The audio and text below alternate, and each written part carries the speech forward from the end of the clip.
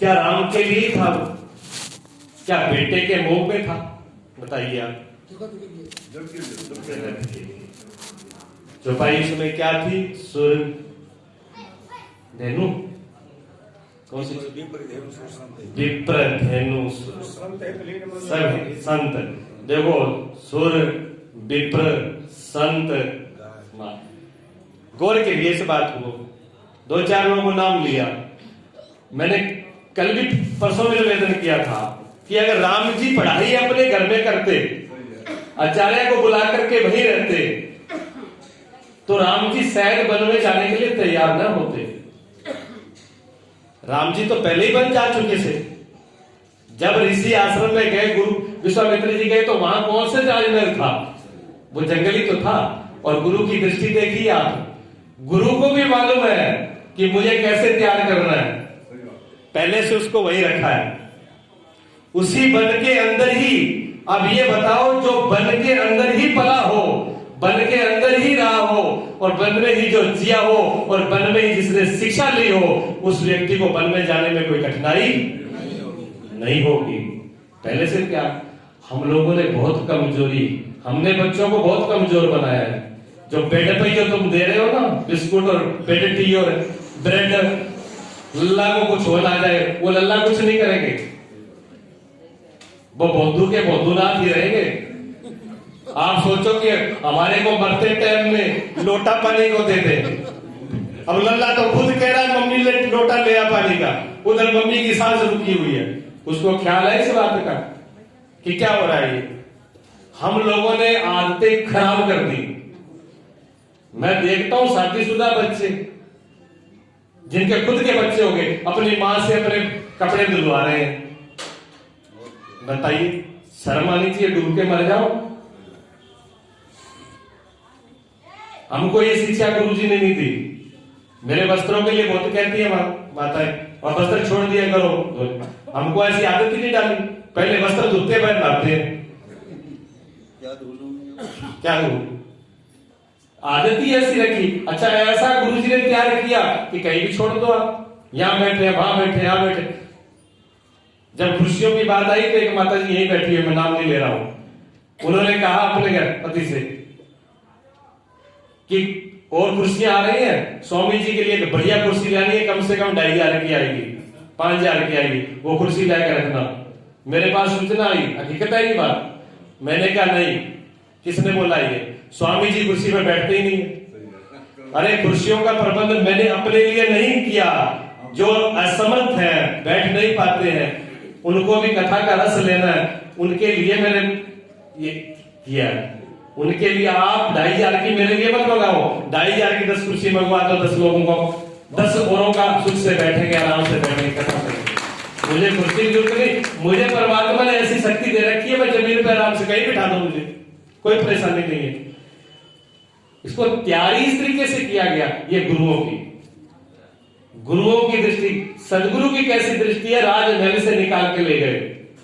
एक गुरु वहीं बैठा हुआ है महल के अंदर, वो कहता है कि ये राम जी यहां नहीं पढ़ाई करेंगे, यहां पर आचार्य नहीं आएगा पढ़ाने के लिए, गुरुकुल में जाएंगे।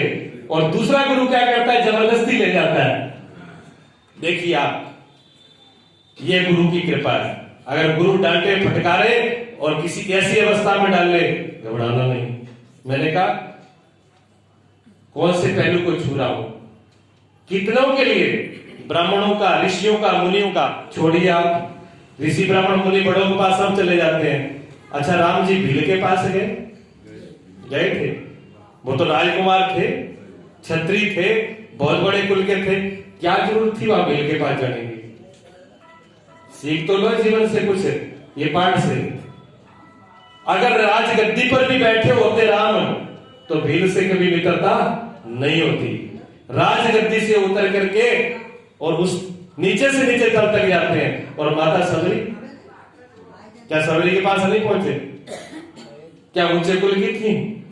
क्या बड़ी थी? इतना छोड़ो, उनका जूठा भी खा लिया। क्या राम जी की महिमा में फर्क पड़ गया? इससे राम की महिमा कम हुई या बड़ी? और हमारा जीवन क्या है?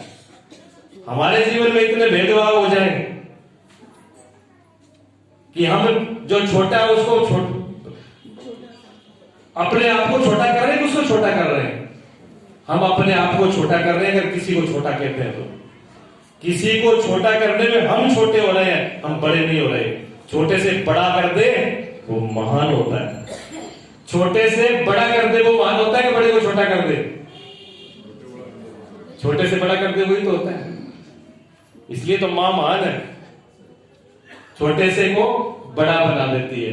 कैकेयी मां कितनी महान है, कितनी बड़ी दृष्टि रही होगी मां की कि मां ने कहा कि मैं सब पीड़ा अपनी छाती पे झेल लूंगी, लेकिन आप समाज के लिए चले जाओ, और झेला। ठीक है, आप सोचिए राम के लिए, राम जी कितने टाइम के लिए गए? 14 वर्ष। 14 वर्ष के लिए एक मां ने ये किया, उस मां की इतनी बड़ी बढ़ाई है। और जिस मां ने अपना बेटा पूरे आजीवन के लिए समाज को दिया, उसकी वो मां कैसी होगी? सोचिए आप। जो संत अपने घर से पूरा त्याग करके निकल जाता है, क्या उसकी मां में प्राण नहीं है? क्या उसकी मां में ममता नहीं है? क्या वो पत्थर से बनी है? लेकिन उसकी भी संवेदना देखिए, उस पर भी तो विचार करिए। मैं माताओं को कहता हूं और संतों की संख्या कम हो रही है। चाहे योगी महाराज कुछ भी कहे कि आबादी कम करो, लेकिन साधु एक एक साधु जरूर पैदा करो। बिना संतों के देश चलेगा नहीं, बिना संतों के देश चल नहीं सकता। ठीक है, दूसरा पहले उसी पहलू को आ जाइए। नीचे से लेकर ऊपर तक राम ने सबको सम्मान दिया और अपने सारे सुखों का त्याग किया। अपने सारे सुखों का त्याग भगवान राम ने किया कि नहीं किया? तभी तो राम, महाराज जी बोल गए कि राम बन गए, बन नहीं गए, राम बन गए। बन में नहीं गए, तभी से तो राम बन गए, नहीं तो राम को कौन जानता? इतिहास बनता, क्या इतिहास बनता? एक राजकुमार हुए थे रामचंद्र, और राजा दशरथ के बेटे थे, बस इतिहास लिखा जाता। लेकिन आज पूजे नहीं जाते, घर घर में हर दिल में पूजे जाते हैं। और जिस आदमी ने रामायण देखी, अब रामायण का सीरियल सबने देखा, दुनिया में, पूरी दुनिया में प्रसिद्ध है, सबसे ज्यादा देखने वाला। और उसके पात्र जिन्होंने राम का सिर्फ रोल ही किया था, वो भी किसी गली में से निकल जाए तो सब लोग उनको प्रणाम करते हैं, पैर छूते हैं, और उनकी मूर्ति घर घर में लगी हुई है। देखिए आप कैसा उनका चरित्र है। और सिर्फ एक राम का नहीं, क्या माता कम थी सीता? वनवास किसको हुआ, राम को कि सीता को? तो सीता को क्या जरूरत थी? लेकिन पत्नी का धर्म देखिए, मैं पत्नी के पीछे, पति के पीछे आई हूं। राम ने कहा, माताएं तीनती थी, आपको थोड़ी बना यहाँ राज से रहिए, आराम से रहिए, यहाँ नहीं रहना तो अपने पिता राजा जनक की बेटी है, क्या हो गया? दोनों तरफ राजा है, आप उस राज्य में रहिए। लेकिन उस राज्य के लिए भी माता तैयार नहीं, दोनों राजाओं को, दोनों राज छोड़े, पति के साथ में चली गई। और आज की देवी श्री देवी जी, मैं तो महक के चली जाऊंगी, तुम देखते रही हो, तुम अपनी सोचो, या हम तो चल देंगी, तैयार बैठी रहती है। अब वकील साहब बैठे को मालूम है, कोर्ट में आज के समय में कोर्ट के अंदर सबसे ज्यादा अगर कोई मुकदमे हैं तलाक के, तलाक के, तलाक के। किस बात के? रोटी नहीं पकती, रोटी पकाने में जोर लगता है। घर में 10 लोग हैं, 10 सदस्यों की रोटी बनाना, ना जी, आप तो अलग कर लो चूल्हा। और माँ बाप भी ऐसे ही निकम्मे हैं, चूल्हा साथ में भेजते हैं, सिलेंडर और चूल्हा। जानते हैं हमारी बेटी कैसी है, 4 आदमी को रोटी नहीं खिला पाएगी, इसलिए पहले से अलग भेज दो। ये हालत है। क्या ये भारत की संस्कृति है? क्या हम उनके वंशज हैं, राम के? बताइए आप, जिन्होंने इतनी पीड़ा झेली और यहाँ 2 रोटी में जान निकल रही है, झाड़ू पोछा लगाने में जान निकल रही है, एक शब्द किसी का सुन नहीं सकते। कई माता को देखो कि पूरे जब तक सृष्टि रहेगी तब तक कलंक झेल लूंगी, लेकिन धर्म से पीछे नहीं हटूंगी। वो माता थी, है? उससे मैं पीछे नहीं हटूंगी। और हमको एक किसी बड़े ने घर में, माताएं हैं, सास है, बुजुर्ग है, एक शब्द बोल दिया अगर किसी ने घर में, ले ये बुढ़िया पूरे दिन बोलती रहती है और कुछ करती नहीं है। अब बर्दाश्त नहीं होती। हम इतनी इतनी बातें बर्दाश्त नहीं करती। और सबसे बड़ा वो लल्ला कौन सा है? हर वक्त उंगलियां चलती है उस पे, मोबाइल है। वो नहीं छूटना चाहिए कि प्राण छूटे। रघुकुल रीत सदा चली आई, मोबाइल ना छूटे प्राण से। मोबाइल नहीं छूटना चाहिए। अब रोटी उधर बन रही, उधर रोटी जल रही है, उधर पति रोटी खा रहा है, आधी रोटी थाली में आती है, लेकिन फोन आ गया। अब देख श्रीदेवी जी का फोन बंद नहीं होना चाहिए, उधर से कुछ भी होता है। अरे वो फिर कर लेना, उससे बाद एक रोटी बनाते समय, रोटी खाते समय मोबाइल पास में नहीं होना चाहिए किसी के भी। मेरा मोबाइल है, देख लो, तुमसे ज्यादा यूज करता हूं बस है। लेकिन जब पूरी जनता बैठी होती है, मेरी उंगली कभी मोबाइल पर नहीं चलती।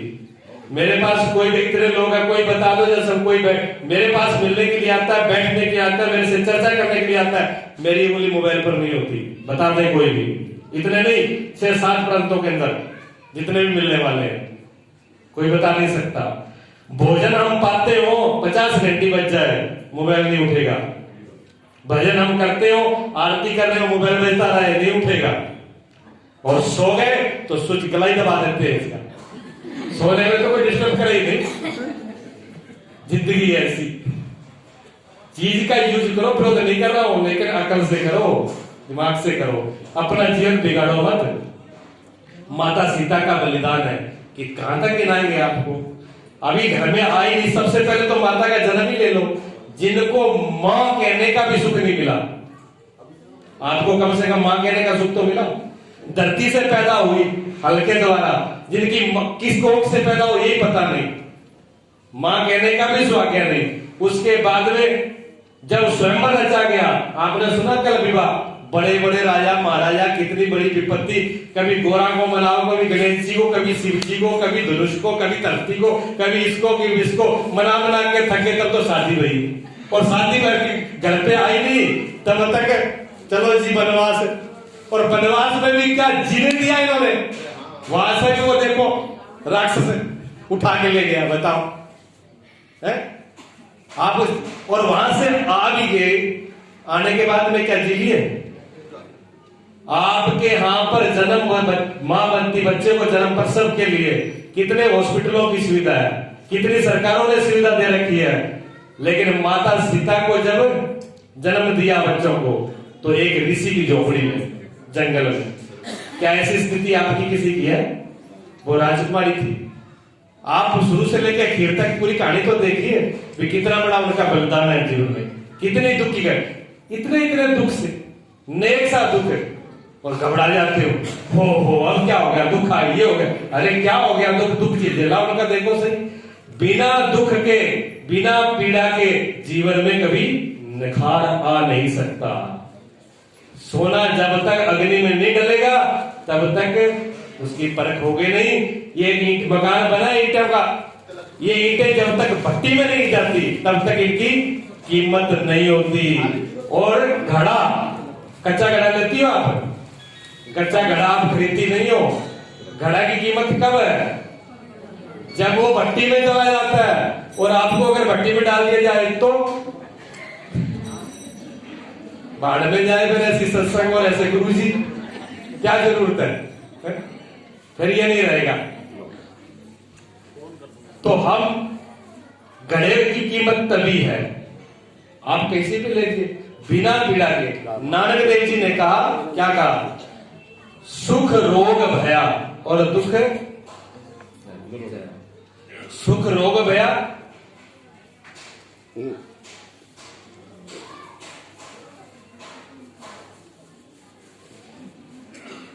बोलिए सच्चिदानंद भगवान। सुख रोग है और दुख दारू, दवाई। ये जितने भी बंधन है, जितने भी दुख है, जितने मोह ममता, जितने भी बीमारियां है ना, सब बीमारियों का इलाज एक ही है, दुख। इसलिए मेरे सदगुरुदेव कहते थे, दुख भगवान। कभी दुख नहीं कहते, वो कहते हैं दुख भगवान है। जब तक दुख भगवान की कृपा नहीं होगी तब तक आप छूटोगे नहीं। इतना ही नहीं है, आप निरीक्षण कर लीजिए, सारे महात्मा, कथाकार, शास्त्र ग्रंथ, वेद, स्मृतियां सब कहती हैं काम क्रोध लोभ मोह अहंकार छोड़ो। क्या कोई छोड़ पाता है? नहीं छोड़ पाता ना। और जब दुख आता है तब, जब भयंकर दुख में आप बैठे हो और आपको बोलो महाराज 10 लाख की गड्डी है संभाल कर रखो, अरे भाड़ में जाए तेरे, यहां मर रहे हैं, तेरे पैसे की पड़ी है। 1 मिनट में पैसे का लोभ गया। और जब भयंकर दुख में हो और बच्चा कितना भी ममता से लगता हो, कितना ही बच्चा प्यारा लग रहा हो, और वो आकर के गोदी में बैठे मुझे खिलौना चाहिए, सीधा दापड़ दोगे। 1 मिनट में ममता दूर हो गई, मोह दूर हो गया। दुख के अंदर वो ताकत है जो किसी से ना छूटे, वो दुख छुड़ा देता है। तो जिनके जीवन में स्वर्ण अक्षरों में नाम लिखे गए इतिहास के अंदर, उनके जीवन में पग पग पर, पैर पैर पर, श्वास श्वास में चुनौती रही है, दुख रहा है, उन्हीं के नाम स्वर्ण अक्षरों में लिखे गए। इसलिए छोटे मोटे घर में चलती रहती है, घबराना नहीं। महादेव शिव जी का कई कारणों से महादेव है, लेकिन उससे एक सबसे बड़ा, जब 14 रत्न निकले थे समुद्र मंथन में, तो लक्ष्मी जी तो विष्णु जी एक तुरंत ले गए, एरावत इंद्र ले गए, सब अपने अपने ले गए। जब भयंकर विष निकला तब सबकी छाती कांप गई और भोलेनाथ ने पी लिया। इसलिए महादेव वो देव हुए, वो महादेव हुए जो दुख की घूंट को भी पी जाए, दुखों को भी संयोग के रख ले अपने, वो देव महादेव हो जाता है। और जीवन को कैसे जिए? जैसे भगवान राम जिए। जीवन को कैसे जिए? जैसे राम जी जिए। कहना राम जी को पहले से सब पता था। जब सब पता था तो फिर क्या कर रहे थे? अभिनय कर रहे थे, रोल कर रहे थे। इस पूरे जीवन को एक अभिनय समझ लो, नाटक समझ लो। किसी को पत्नी का रोल, किसी को पिता का रोल, किसी को पति का रोल, किसी को बेटे का, सबको अपना अपना रोल है। उस रोल को जितना जो बढ़िया कर दे उतना ही कलाकार अच्छा, उतना ही बढ़िया कलाकार होगा। तो जिसको जो रोल मिला बड़े प्रेम से उसको निभाइए, पर यह समझ लो कि एक जीवन रोल ही है, इसमें सत्यता नहीं है। ठीक है।